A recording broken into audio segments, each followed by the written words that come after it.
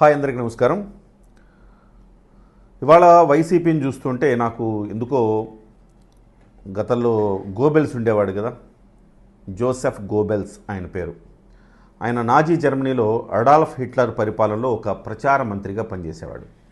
అంటే ఆయన పని ఏంటంటే ప్రభుత్వం చేస్తున్న తప్పులన్నింటిని కూడా కప్పిపుచ్చటం, అలాగే దానికి ఒక డిఫరెంట్ ఒపీనియన్ వచ్చేలా చేయటం. అంటే నందిని పందిగా, పందిని నందిగా, అంటే అబద్ధాన్ని పదే పదే పదే పదే చెప్పి అదే నిజంగా చేయటం అనమాట, నిజమని భ్రమించేటట్టు చేయటం, అది చేసేవాడు. అట్లా అందుకోసం ఆయన పేరు జోసెఫ్ గోబెల్స్ కాబట్టి అందరూ ఆయన్ని అలాంటి ప్రచారాలు ఇవాళ గోబెల్స్ ప్రచారం అంటారు. సో అలా గోబెల్స్ ప్రచారానికి ఇవాళ నిలువెత్తు నిదర్శనం మన జగన్మోహన్ రెడ్డి లాగా కనపడుతున్నారు. అంటే ఇవాళ లడ్డూ కల్తీ వ్యవహారాలు అసలు చర్చకు తావులేదు. ఇంత చర్చ ఎందుకు జరుగుతుందో నాకు అర్థం కావట్లా. చర్చకు అసలు తావులేదు. ఎందుకు తావులేదంటే సిట్ ఇచ్చిన నివేదికలో క్లియర్గా చెప్పింది పాలు లేకుండా నెయ్యి తయారు చేశారు అని. కొన్ని కెమికల్స్ కలిపి పామోలిన్ తోటి మిక్స్ చేసి ఒక నెయ్యిగా తయారు చేశారు. అంటే అసలు పాలే లేకుండా నెయ్యిని తయారు చేయటం అనేది మహాపరాధం కదా. ఆగమశాస్త్రం ప్రకారం ఆవు నెయ్యి మాత్రమే వాడాలి అని వాళ్ళు అక్కడ అందులో ఆగమశాస్త్రం రాసుంది. ఏదైనా తిరుమల తిరుపతి దేవస్థానాల్లో ఆగమశాస్త్రాన్ని అనుసరించి మాత్రమే కార్యక్రమాలు చేయాలి. సో అది రూల్ బుక్ అనమాట. మనకు రాజ్యాంగం ఎట్లనో తిరుమల వెంకటేశ్వర స్వామి సన్నిధిలో జరగవలసిన కార్యక్రమాలకు రాజ్యాంగం లాంటిది ఆగమశాస్త్రం. మరి ఆగమశాస్త్రంలో చెప్పబడింది ఆవు పాలతోటి లేదా ఆవు నెయ్యితోటే ఈ ప్రసాదాలు తయారు చేయాలనింది. కానీ ఆవు నెయ్యి కాకుండా అక్కడ వాడింది అసలు నెయ్యే కాకుండా పామోలిను ఇతరత్ర రసాయనాలతో తయారు చేశారు. ఇంత దుర్మార్గమైన వ్యవహారం మరెక్కడైనా ఉందా? ఇకపోతే దాంట్లో ఒకే ఒక లైన్ ఉంది, పంది కొవ్వు కలిసిన దాఖలాలు కనపడలేదు అని చెప్పి సిట్టి చెప్పింది.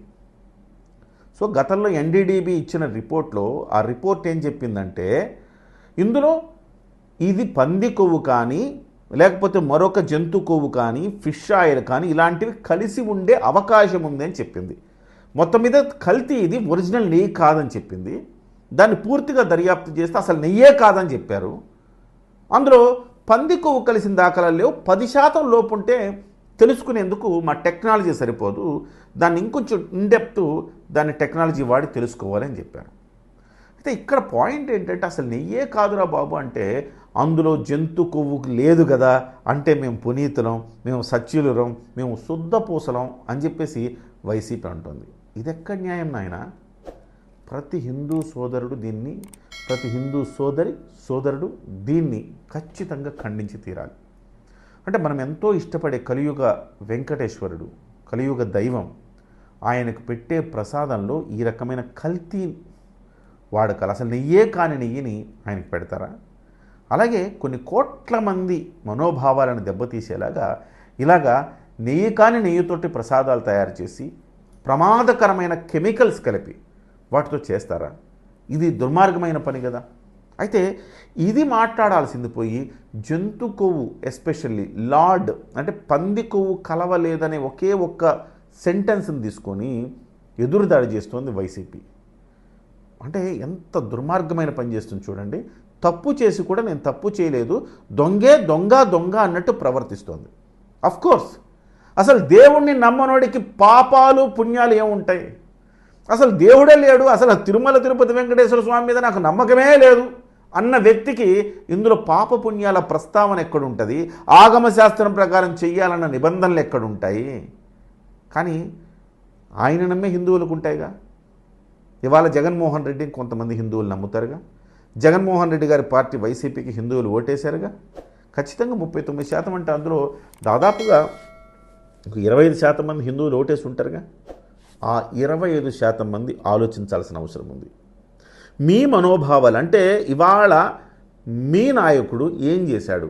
మీరు అభిమానించే, మీరు కొలిచే, మీరు దైవంగా కొలిచే మీ దేవుడికి ఈ రకమైన అపచారం చేశాడు. అలాంటి వ్యక్తిని క్షమిస్తారా? పైగా క్షమాపణ చెప్పాలి ప్రభుత్వం అని చెప్పేసి జగన్మోహన్ రెడ్డి దండయాత్ర చేసి ప్రజల మీద పడి మళ్ళీ ఆ దండయాత్రలో 2 చనిపోయారు. సో ఏది కూడా కన్స్ట్రక్టివ్ పాలిటిక్సే లేవు ఇక్కడ. దుర్మార్గమైన పాలిటిక్స్ నడుస్తున్నాయి రాష్ట్రంలో. ఖచ్చితంగా ప్రజలు దీని నుంచి మేలుకోవాల్సిన అవసరం ఉంది. సో ఇవాళ సాక్షి పత్రికలు ఇంత పెద్ద అంటే తనకు మద్దతు వస్తుంది, దొంగ నెయ్యివాడినా తనకు మద్దతు వస్తుందని చెప్పదలుచుకున్నారా? అంటే వెంకటేశ్వర స్వామిని గతంలో మీరు చూశారు, వైఎస్ రాజశేఖర రెడ్డి ఫ్యామిలీ ఏం చేసిందో గతంలో మీరు చూశారు. ఏడుకొండలవాడ వెంకటేశ గోవింద గోవింద అంటుంటే రెండు కొండలవాడ వెంకటేశ గోవింద గోవింద అనమని వైఎస్ రాజశేఖర రెడ్డి గారు చెప్పమని ప్రయత్నం చేశారు. ఆయన ఒక జీవో రిలీజ్ చేశారు ఆ రోజు. ఆ జీవోలో ఏముంది? 7 కొండల వెంకటేశ్వరుడు కాదు, ఆయన 2 కొండలకే పరిమితం, మిగతా కొండలు ఆయనవి కావు, ఆయన పరిధి కాదు అని నిర్వచించే ప్రయత్నం చేశారు. ఆయన అల్లుడైన అనిల్ కుమార్కి పెద్ద ఎత్తున 200 ఎకరాలు కట్టబెట్టి ఆ కొండ ప్రాంతాల్లో అక్కడ చర్చిని నిర్మించి తలబెట్టారు. సో అది బెడిసి కొట్టింది. ఆ తర్వాత భగవంతుడు కన్నెర్ర చేశాడు. ఏం జరిగిందో మనం చూసాం. ఇవాళ మళ్ళీ జగన్మోహన్ రెడ్డి గారు అలాంటి ప్రయత్నమే చేస్తున్నారు. అంటే మీరు తిరుమల తిరుపతి దేవస్థానానికి వెళ్ళేటప్పుడు కనీసం డిక్లరేషన్ మీద సంతకం పెట్టరు. నాకు నమ్మకం ఉందని సంతకం పెట్టరు అసలుకి. అంటే మీకు నమ్మకం లేదు. తిరుమలకు వెళుతూ కూడా దండయాత్ర చేస్తారు మీరు. అసలు నమ్మకమే లేని మీకు పదవిని అప్పగించడం ఆంధ్రప్రదేశ్ ప్రజలు చేసుకున్న పాపం. ఎస్పెషల్లీ హిందువుల గురించి మాట్లాడుతున్నా నేను.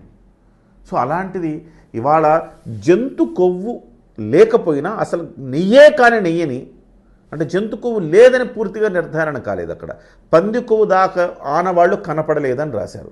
అంటే 10% లోపలుంటే మా వల్ల కాదు, మేము దాన్ని అంత డెప్త్ అనాలిసిస్ చేయలేమని చెప్పారు. డెప్త్ అనాలిసిస్కి రిపోర్ట్లు పంపించారు. సో అందులో పంది కొవ్వు లేదా, లేకపోతే ఫిష్ ఆయిల్ కూడా లేదా, ఇంకా ఏం లేదనే దాని గురించి కూడా వస్తుంది. అసలు నెయ్యే కానప్పుడు ఈ చర్చ అసలు అవసరం లేదు కదా అంట నేను. తప్పుదో పట్టిస్తున్నారు ప్రజల్ని, బీభత్సమైన తప్పుదో పట్టిస్తున్నారు. ఇది గమనించాలి. ప్రతి హిందూ సోదరుడు సోదరి మేలుకోవాలి. ఖచ్చితంగా ఈ హిందూ ధర్మం మీద, హిందూ దేశంలో హిందూ ధర్మం మీద, హిందూ దేవుళ్ళ మీద జరుగుతున్న దాడిగానే నేనైతే భావిస్తా ఉన్నా. ఇది క్షమించరాని నేరం. డెఫినెట్గా ఆయనతో పెట్టుకున్న వాళ్ళు ఎవరు కూడా బాగుపడలేదు. డెఫినెట్గా దాని ఫలితాలు రాబోయే రోజుల్లో ఉంటాయి. చాలామంది చెప్తూ ఉన్నారు ఈవో చేశాడు, ఈవోకి అలా జరిగింది, ఇంకోళ్ళకి అలా జరిగిందని చెప్తున్నారు. అవన్నీ నేను ప్రస్తావన చెయ్యను. కానీ ఖచ్చితంగా ఇదైతే తప్పుడు వ్యవహారంగా కనపడుతోంది. మళ్ళీ తిరిగి ఎదురుదాడి జరుగుతూ ఉంది. క్షమించరాని నేరంగా నాకైతే కనపడుతోంది. ఇక్కడకు అంటే ఏదైనా ఒకవేళ నిజంగా ఇలా జరుగుంటే ఇక్కడ ముఖ్యమంత్రి చేశాడు, ఆయనే లడ్డూలు చుట్టాడు అని మేము చెప్పట్లేదని పవన్ కళ్యాణ్ గారు గతంలో అన్నారు. తప్పు జరిగి ఉంటే దాని మీద మేము శిక్షకు సిద్ధంగా ఉన్నామని చెప్పే ధైర్యం ఒకవేళ కనుక చేస్తే మీ నిజాయితీని కనీసం ప్రజలు అర్థం చేసుకుంటారు. అలా కాకుండా ఈ రకంగా గోబెల్స్ ప్రచారం ద్వారా ఏదో జనాన్ని మభ్యపెట్టాలని చూస్తే ఖచ్చితంగా దాని పరిణామాలు చాలా చాలా చాలా దుర్మార్గంగా ఉండే అవకాశం అయితే కనపడుతోంది.